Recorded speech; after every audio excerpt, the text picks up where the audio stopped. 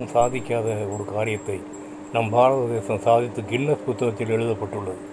அதாவது இந்தியர்கள் பிற நாடுகளில் பிழைப்புக்காக சென்று எங்கே தொடர முடியாமல் தங்கள் தாய்மண்ணுக்கு திரும்ப விரும்பினால் அப்படிப்பட்ட மக்கள் வெளிநாடுகளில் குடியுரிமை பெற்றிருந்தாலும் அவர்களை திரும்ப அழைத்துக் கொள்வதில் முதலிடம் வகிக்கிறது.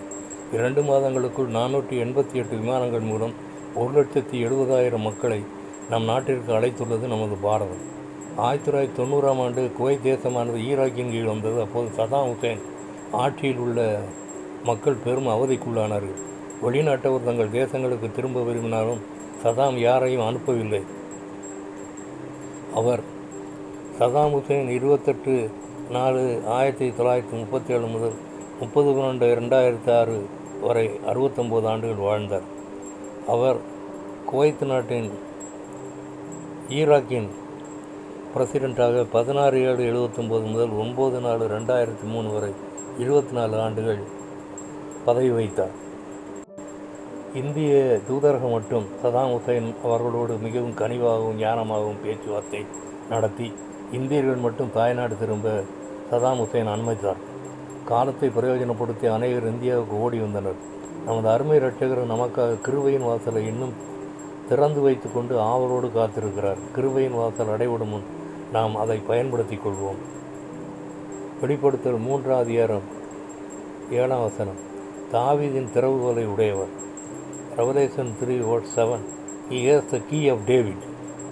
Song வாசலண்டை நின்று ஆசையாய் தட்டும் நேசரேசுவுக்கு உள்ளம் திறவாயோ.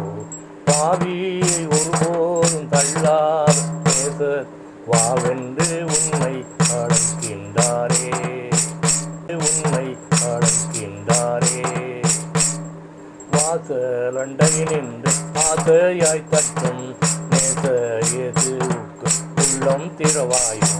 பாவியை ஒருபோதும் தள்ளாத நேசர் வாவென்று உன்னை அழைக்கின்றாரே. லண்டை நின்று ஆசையாய் தட்டும் நேசரேசுவுக்கு உள்ளம் திறவாயோ. பாவியை ஒருபோதும் தள்ளாத நேசர் வாவென்று உன்னை அழைக்கின்றாரே. ஜெபம்.